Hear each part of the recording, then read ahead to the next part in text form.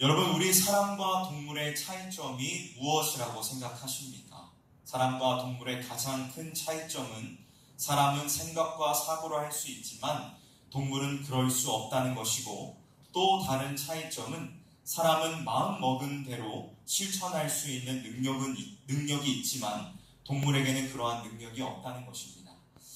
여러분은 혹시 집에서 기르고 있는 애완동물이 갑자기 마음을 먹고 비장해져서 주인님, 나는 오늘부터 다이어트를 할 터이니 사료를 전보다 조금만 먹겠습니다 라고 하는 것을 보신 적이 있으십니까? 아마 아무도 없으실 것입니다. 동물은 스스로 생각할 수 있는 능력이 부족하기 때문에 마음을 먹을 수가 없습니다. 하지만 사람은 다릅니다. 하나님께서는 사람에게 생각할 수 있는 이성적인 능력을 허락하셨고, 어떤 마음과 어떤 마음가짐을 먹는지에 따라 그의 인생과 삶이 충분히 변화될 수 있게 하셨습니다. 오늘날 현대인들을 바라보았을 때에 개인마다 가지는 그 마음가짐이 모두 다를 테지만 그래도 현대인들의 마음가짐을 가장 대표적으로 잘 보여주는 말이 있습니다. 그것은 바로 욜로라는 말입니다. 여러분은 혹시 이 욜로라는 말을 들어보신 적이 있으신가요? 이 욜로라는 말은 단 한 번뿐인 인생, 하고 싶은 것을 마음껏 즐기며 살아보자 라는 의미를 담고 있는 말입니다. 현대인들은 바쁜 일상에 치여 마치 짜여진 것만 같은 반복적인 삶 속에서 할 수밖에 없고 해야만 하는 일들만을 하면서 스트레스를 받느니, 이제는 그러한 삶에서 벗어나 단 한 번뿐인 인생, 마음이라도 편할 수 있게 다양한 것들을 즐기면서 살아보겠다라는 이러한 마음가짐을 가진다는 것이죠.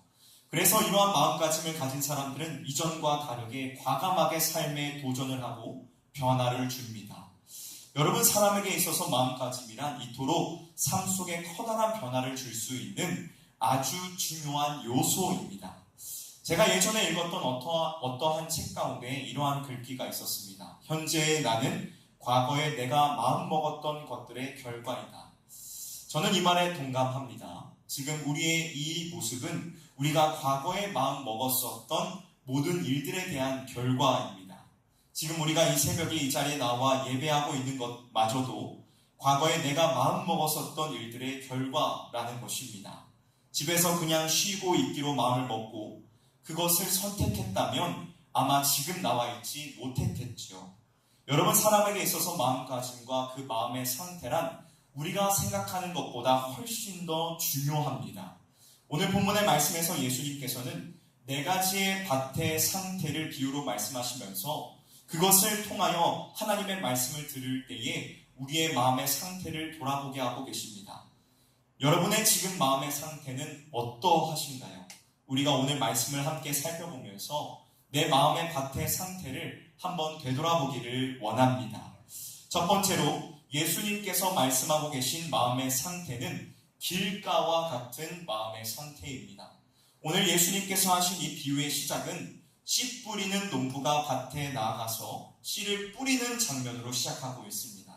당시 1세기경 이스라엘의 밭들은 좁고 길게 생겼으며 울타리가 없이 주변이 작은 길로 둘러싸여 있던 형태였습니다.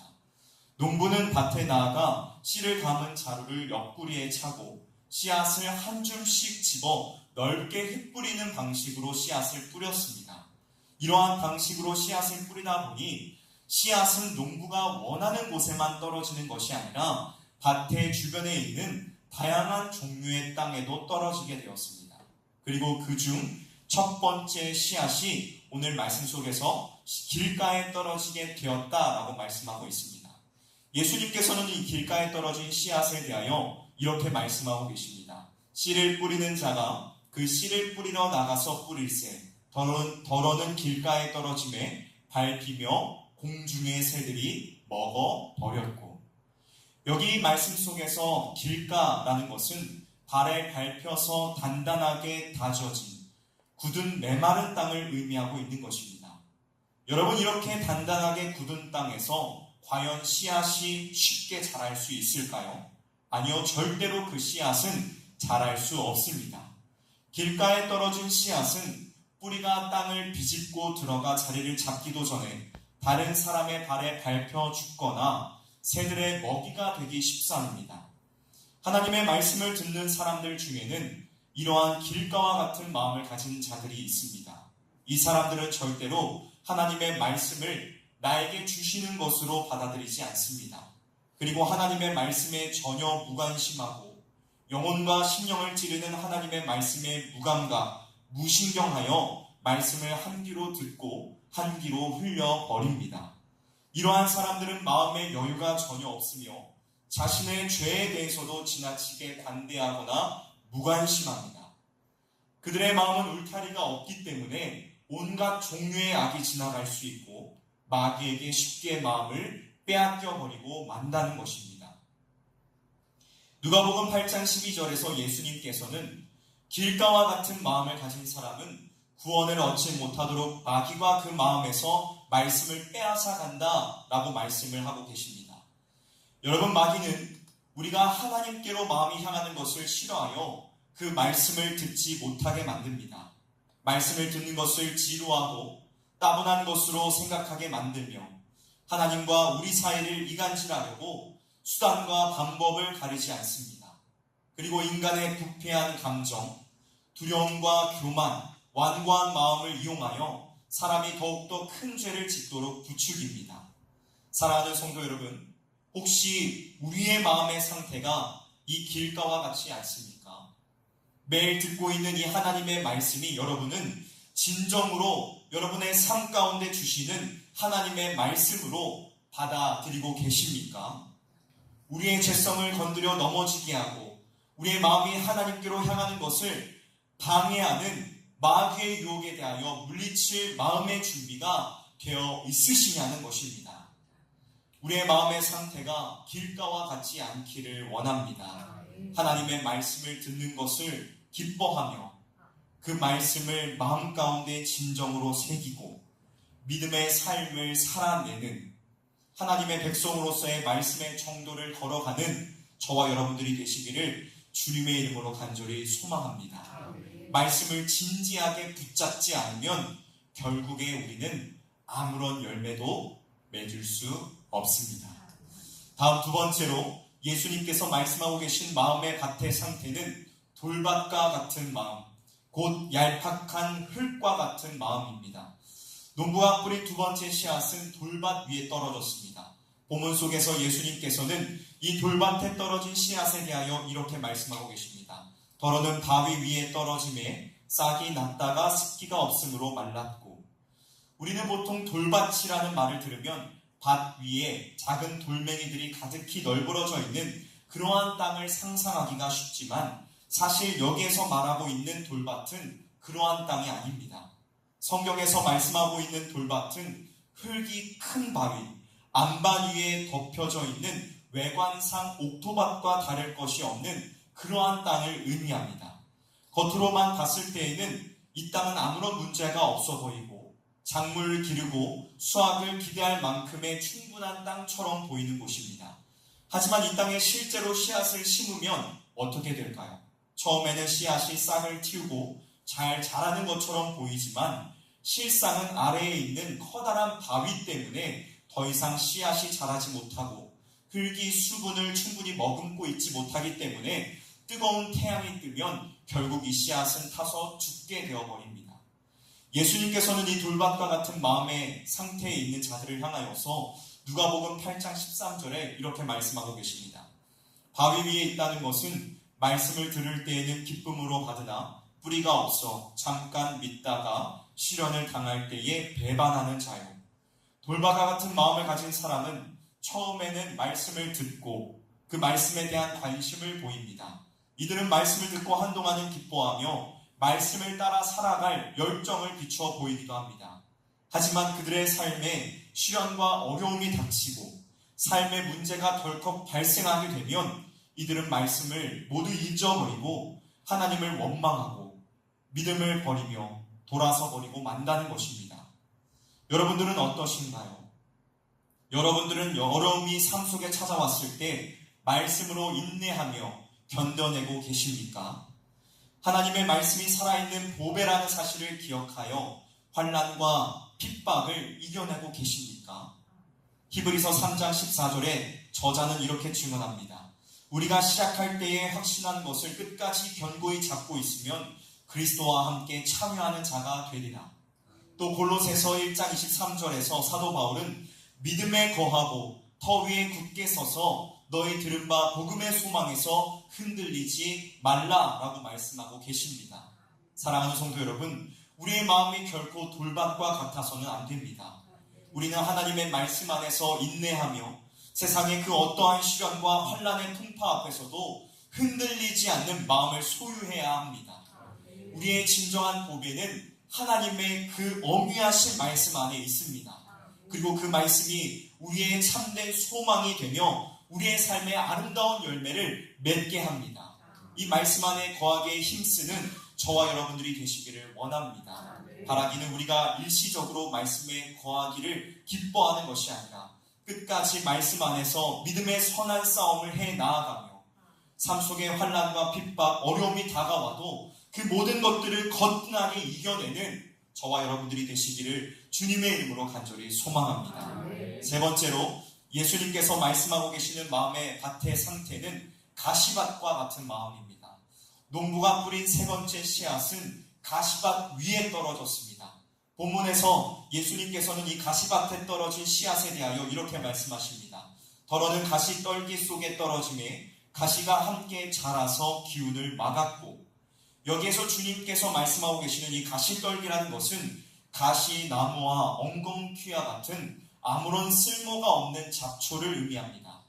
여러분, 농사를 하거나 어떤 식물을 심고 기르려고 할 때에 참 번거로운 것은 그 식물 주위에 자라는 잡초들을 항상 신경 써서 제거해 줘야 한다는 것입니다.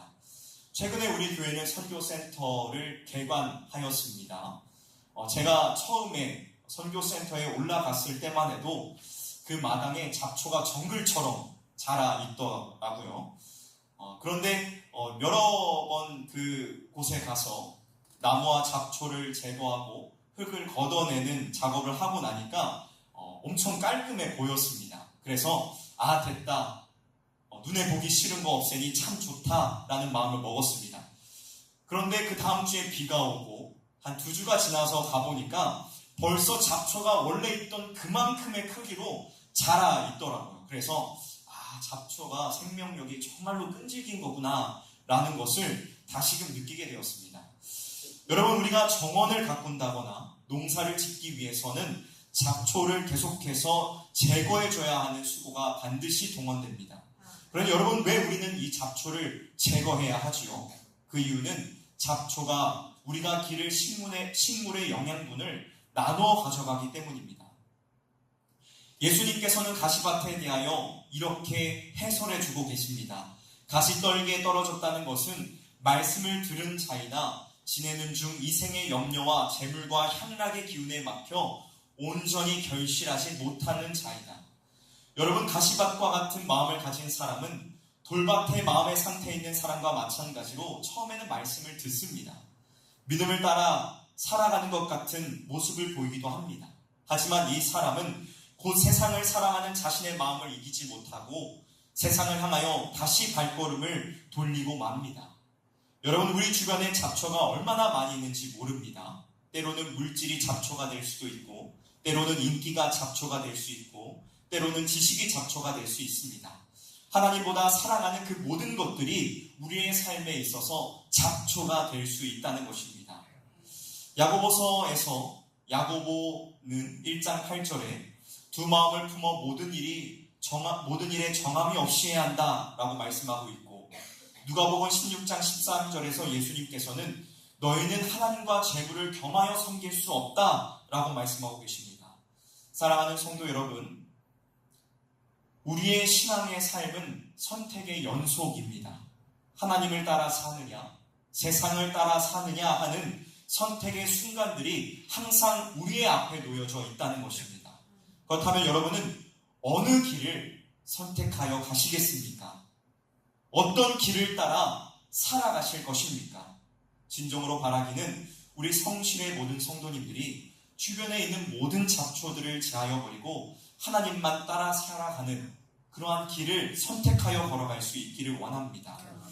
하나님보다 사랑하는 그것이 처음에는 좋게 보이지만 결국 그것이 우리의 영적 생명을 질식시켜 버린다는 사실을 기억하면서 우리의 삶의 우상과 같은 그 모든 잡초들을 제거하여 버리고 하나님만을 믿고 섬기는, 어제 제가 전했던 그 말씀과 같이 여호와께로 돌아가기를 힘쓰는 저와 여러분들이 되시기를 주님의 이름으로 간절히 소망합니다.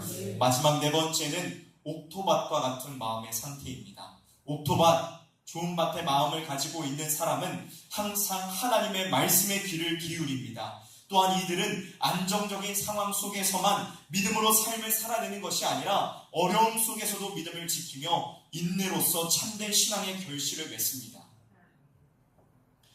이러한 옥토밭을 가진 사람들을 향하여 예수님께서는 뭐라고 말씀하고 계십니까? 이러한 마음의 밭을 가진 자들을 향해 100배, 60배, 30배의 결실을 맺는다 라고 주님은 말씀하고 계십니다.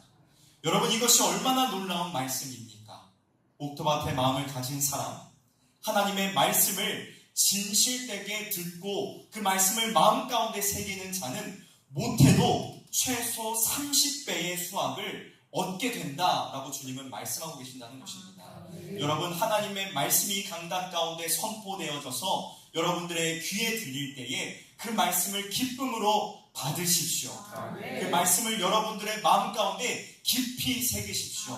그러면 그 말씀이 최소 30배, 그보다 더 많은 60배, 그보다 더 많은 100배, 이 놀라운 결실들이 여러분의 삶 속에서 맺혀지게 될 것입니다. 여러분의 삶 가운데 이 놀라운 생명의 열매들이 맺혀지기를 원합니다. 그 생명의 열매는 오직 하나님의 말씀을 들을 때에, 하나님의 말씀을 듣고 마음 가운데 새길 때야만이 자라게 된다는 사실을 기억하며, 오늘 예수님께서 말씀하신 바와 같이 들을 귀 있는 자는 들으라 말씀하신 주의 말씀을 기억하여 그 말씀이 정말 우리의 심령 가운데 들리워지는 그 역사가 날마다 우리의 예배 가운데 있기를 주님의 이름으로 간절히 소망합니다.